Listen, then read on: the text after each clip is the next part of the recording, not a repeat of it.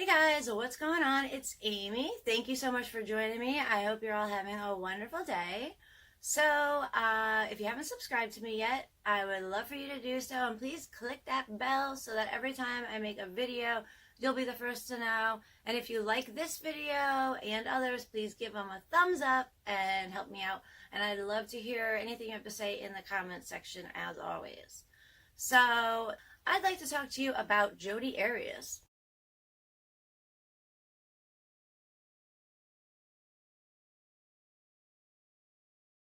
They just held an appellate court for her.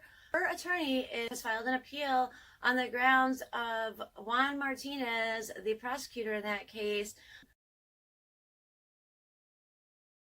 overstepping his grounds and making it somewhat of a circus. I can understand why they would have done that appeal, but it kind of bothers me because Juan Martinez was probably one of the best attorneys I've ever seen. Yeah, he was a little strong-willed and he basically didn't put up with anything, and he kind of called it like it was, but he didn't say anything that was completely outlandish. I personally don't think so. I did watch the Jodi Arias trial from start to finish. I thought he was excellent. They're saying basically that he was this kind of celebrity rather than being your basic prosecutor. He was outside signing autographs and having pictures taken. So it was basically prosecutorial misconduct. They said that his questioning was not all right. They had objected to him several times, and even after being sustained, he continued to ask the same question repeatedly. I believe they said there was about 39 sustained objections, which I guess is quite a bit. However, it was a 6-month case, so I really, I'd have to check into what the averages are for that. But, regardless, it wasn't like he was doing anything horrible. He was getting to the basis of what was going on in that case. And their main issue was the way he treated the experts. And he did come down on the experts. They talked a lot about the psychologist that gave Jodi Arias a book.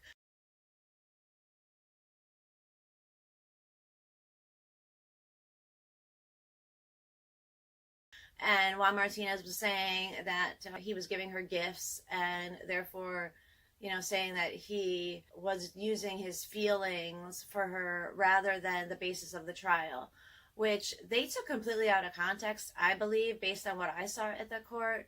The appellate court, I think, took it way out of context, because if you weren't there, you didn't really see how it went. And he was not saying they're having a relationship. He wasn't saying, oh, these two are having a sexual relationship. And that's kind of what the appellate court burst into, and that's not the case. He was saying that this psychiatrist or psychologist, rather than going in and being impartial and objective, he was being subjective with this person. He went in feeling bad for her. He was overly nice to her. He spent too much time with her. It was interesting because when I saw the trial, there was a lot of issues with regard to the expert for Jodi Arias. It was Dr. LaViolette. And she was just demolished on the stand. Her credibility was really blown. And she got destroyed by Juan Martinez.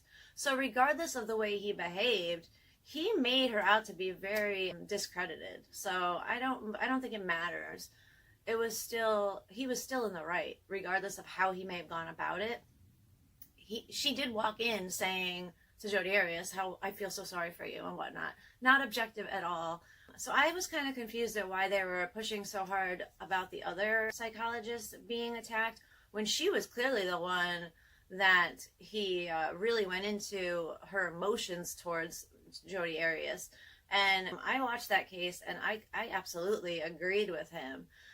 I do remember the taking pictures on the front steps and the autographs. They did discuss that in court.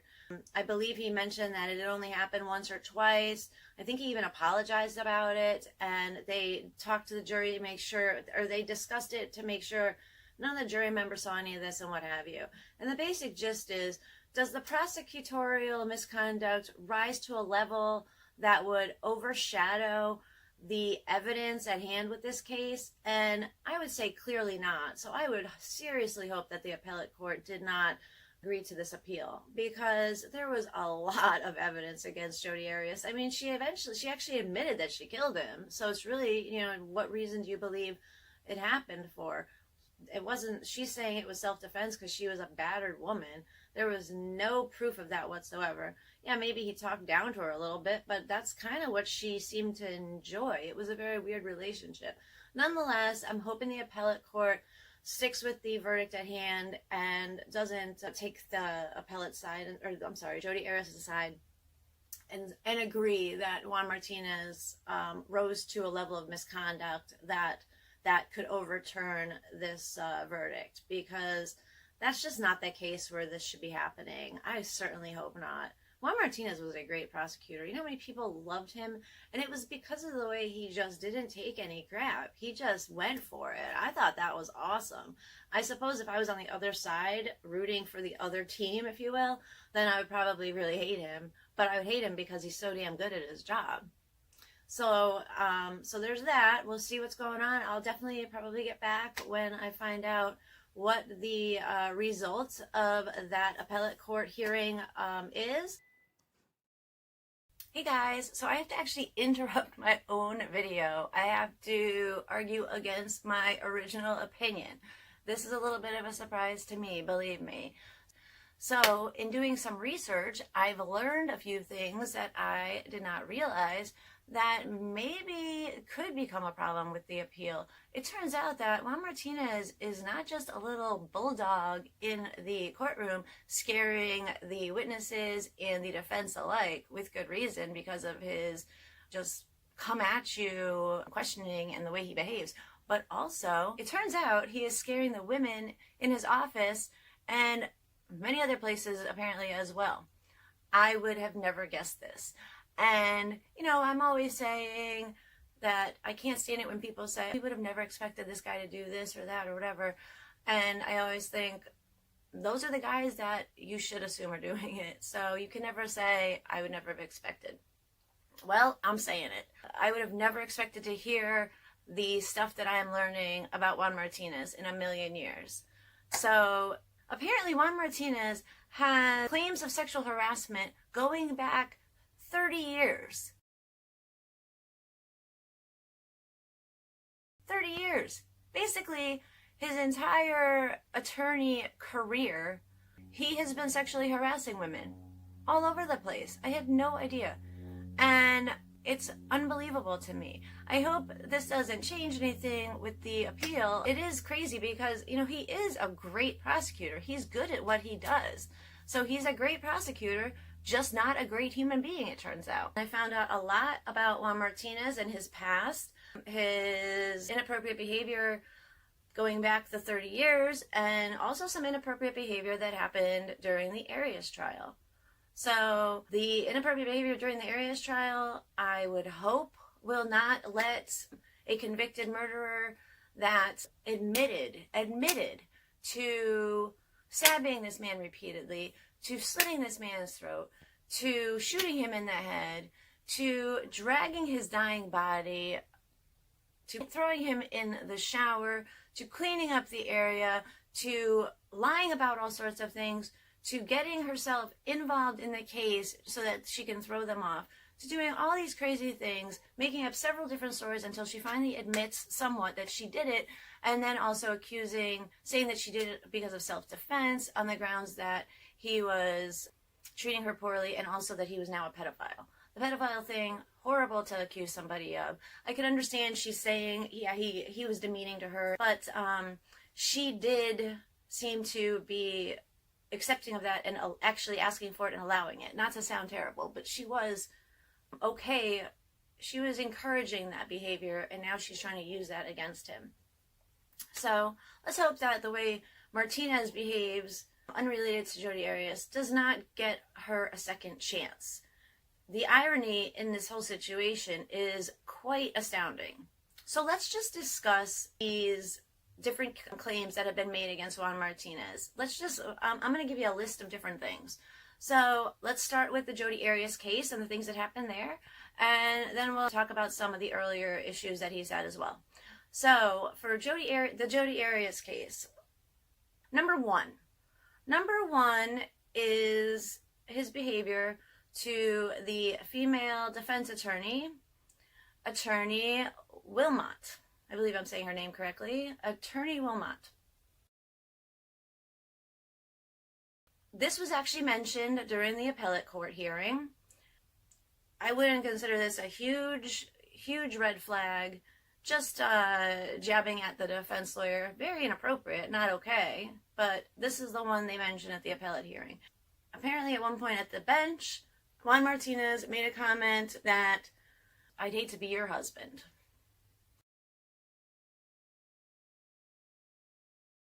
Not a huge issue, still inappropriate, not rising to the level of an appeal. Okay?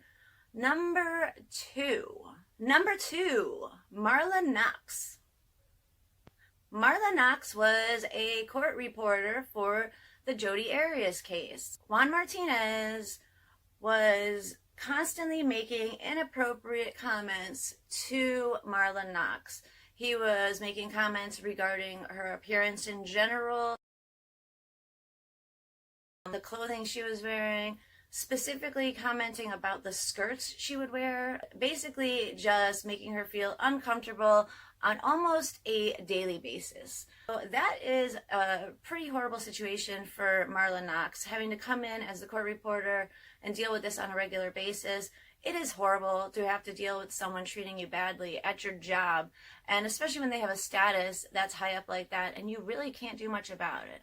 So now I guess it's coming to light. So that would be number two, Marlin Knox, court reporter for Jodi Arias' case. Number three is Jennifer Wood.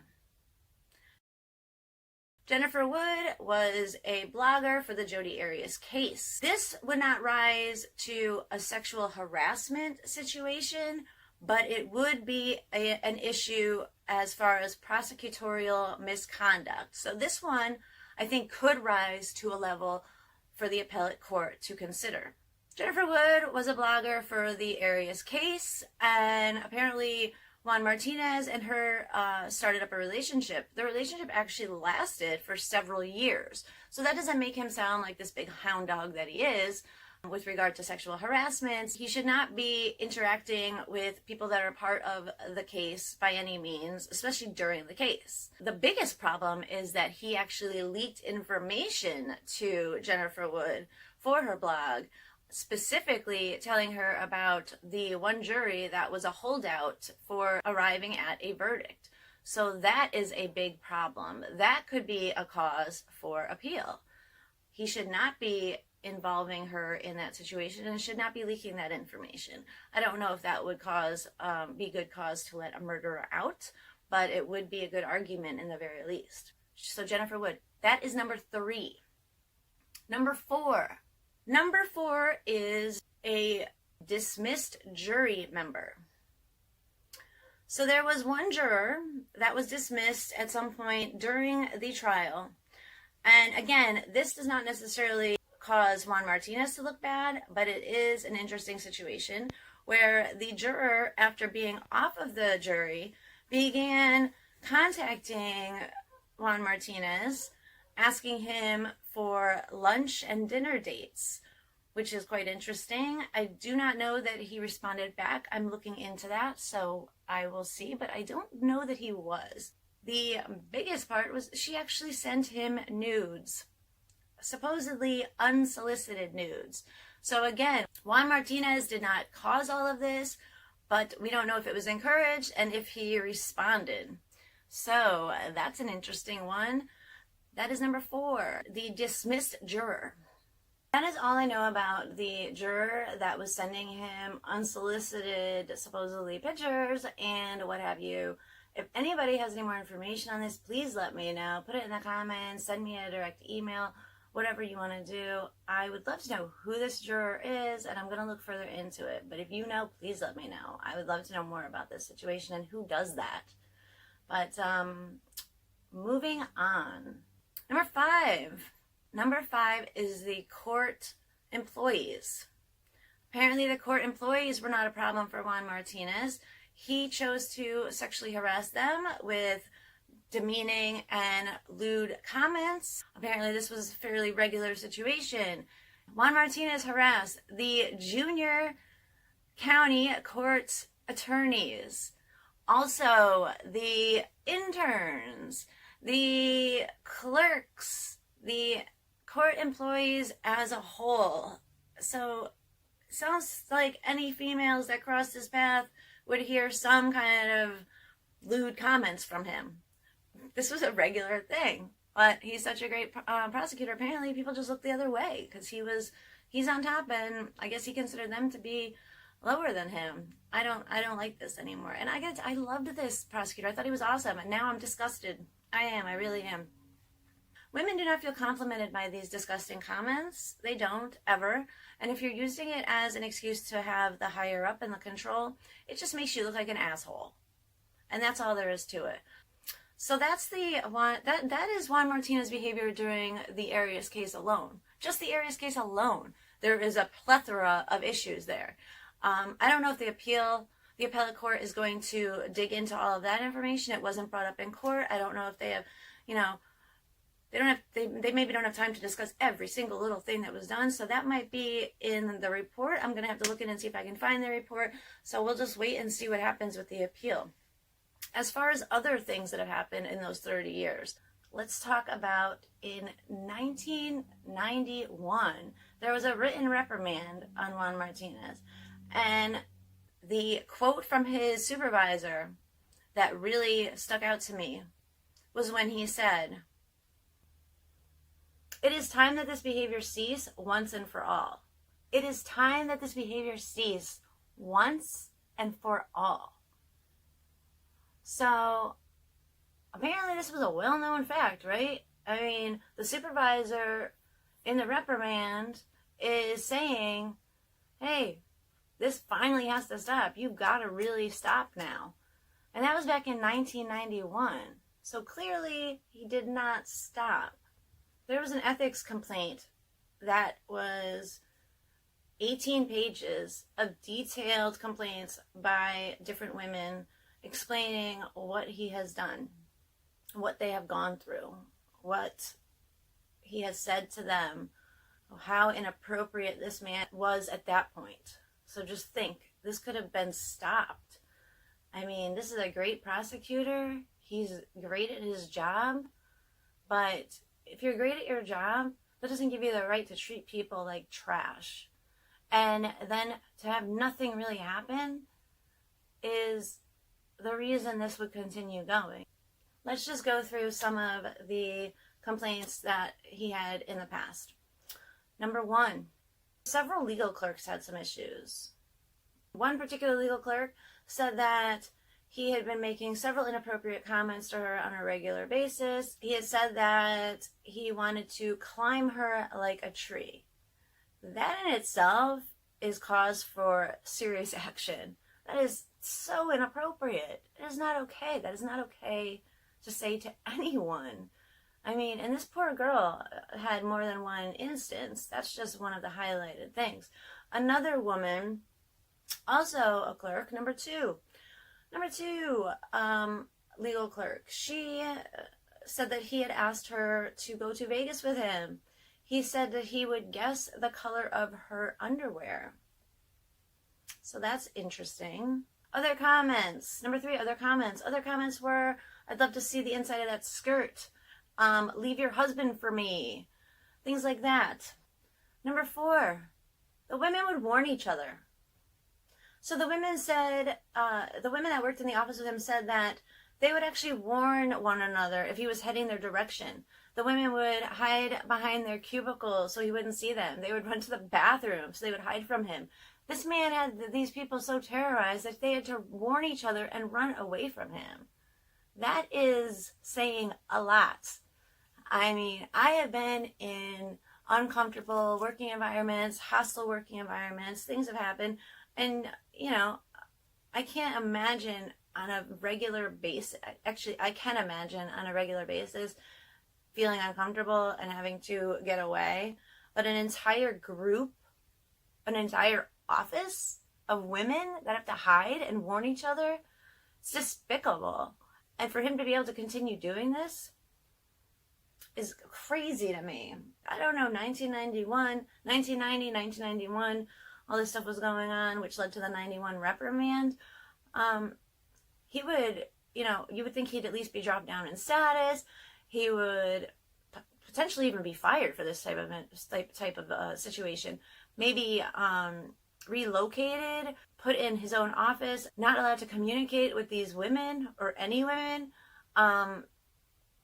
what have you. But nothing was done. Actually, there was an oral reprimand.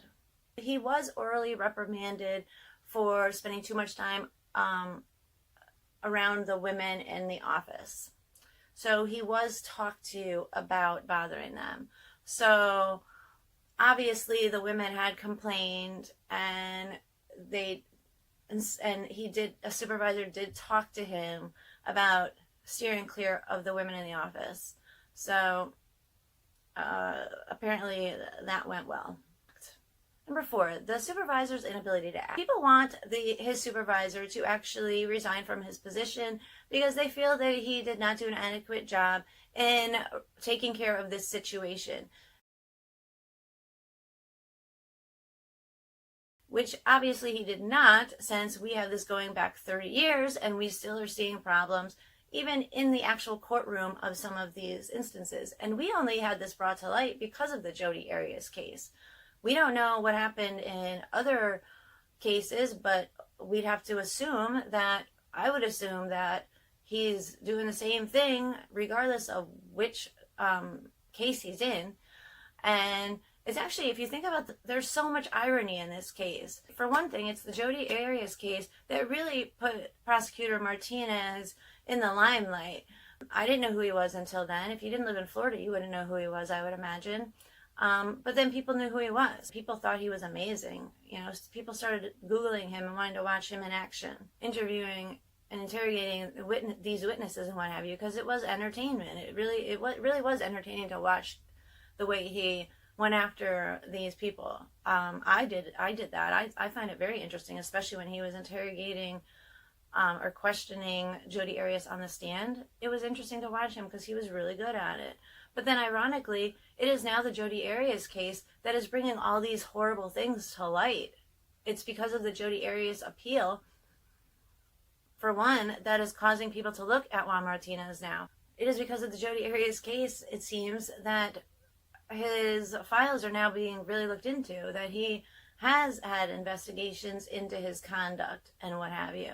So that's kind of interesting. Also, it's pretty crazy when you think about it that Jodi Arias, that a large majority of that case was related to this couple that was not supposed to be having any sexual interaction because they were Mormons, and that it was seen as so sexual in nature, the way that they talked so much about the phone sex they listened to. It was depraved to some people. It was crazy raunchy moments that you had to hear in this courtroom, and this man had to question her about them, when in turn we have a prosecutor that is on his own he was sexually harassing, and he's the one who's going after this girl and having to discuss in intimate details, and he's on the side being inappropriate himself.